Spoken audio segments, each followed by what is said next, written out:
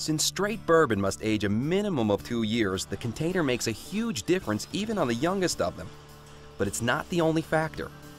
These guys aren't throwing just anything in those barrels and hoping for the best. Since the days of Elijah Craig, recipes have been refined and retuned. Each of the tweaks and subtleties leads to what's known as a profile.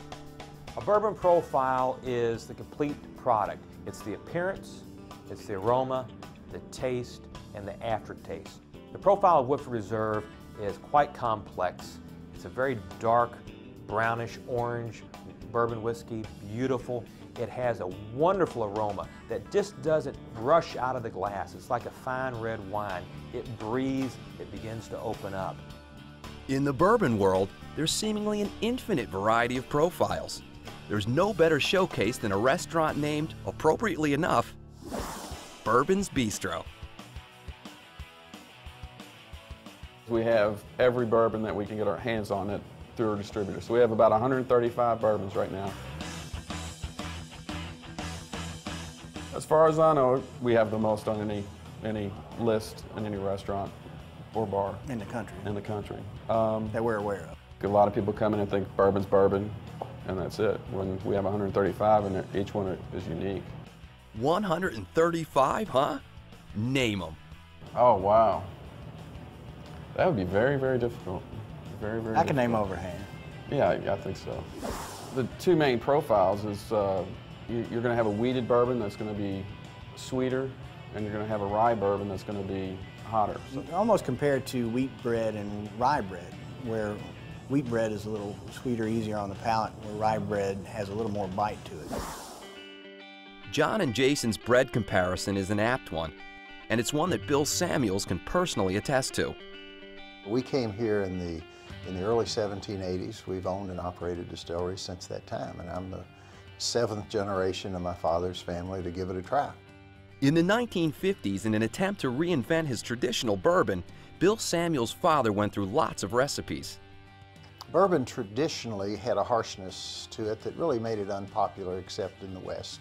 The West at that time was Kentucky. And he wanted to add refinement, he wanted to add smoothness without stripping the character. He wanted to create a bourbon that took the bitterness out. We resorted to the kitchen, not to make bourbon, but to make bread. Why bread? Because of the grains, of course. A lot of the same taste characteristics of the bread would in fact exist in the bourbon. So Bill's mother baked using corn and rye and wheat, the traditional components of bourbon. And she made, I don't know, 300 or 400 loaves of bread. That was her job. His job was to taste the bread and magically decide how that translated to what the whiskey formula needed to be. And in the end, it really resulted in taking out the rye and replacing it with red winter wheat. And it just made all difference in the world. The new smoother, sweeter bourbon was called Maker's Mark. Back in the late 50s when it was introduced, it was the bourbon for folks that didn't like bourbon. Bill Sr. was so sure he had the right formula, he set the old one on fire.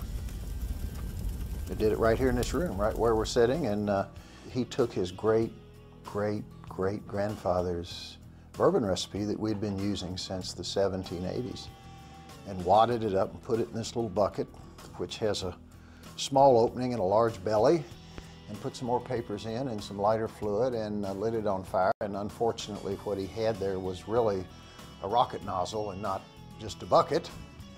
And my sister, unfortunately, happened to be looking in the bucket when this was going on, and it singed her hair and burned a hole in the ceiling of this room.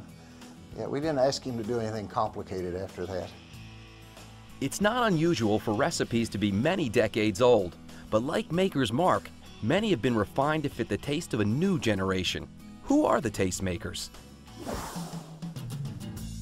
Every distillery has its own personal wizard, a combination gatekeeper and head chef, but they're officially called the Master Distillers.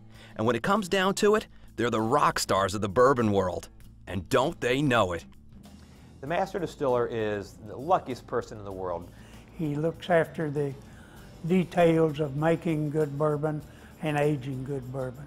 Choosing the grain recipe, getting the right yeast strain, getting the length of time for fermentation, how much sour and the sour mash to use. It's a lot more complicated than people realize, so it really takes a long time to make the finished product. You have to be very busy, but you have to have a lot of patience. You're responsible for the quality, you're responsible for meeting specifications. The master distiller gets to taste the whiskey. The secret to it is working with someone who has preceded you. For the most part, these recipes have been handed down since the 30s. So the main thing is to be consistent and to deliver quality. And it's just not the product in the bottle. It's the passion for the people you work with. It's the passion for the history of your product, the passion for the distillery. You're the ultimate cheerleader for your product and for the industry. The longer you're at it, the better you get at it. And I've been at it now 57 years, so it takes a while. So what makes a master distiller different from you or me? How about a photographic nose? You do develop a photo memory for aromas and flavors. The ability to nose the aroma, to taste the intricacies, to feel on your palate the product is of utmost importance. You have to be trained, you have to have the innate God-given ability to do that as well, but you also train as an athlete. You do it over and over again every day. At last, an exercise program I can get behind. What else? I tend to remember virtually everything I've tasted. Everything? That's quite a memory, considering that a master distiller will sample every barrel he makes. The mark of a good bourbon, one that's pleasing to the palate, smooth, has a good flavor, good aroma, and does not have any bite or after taste effects to it.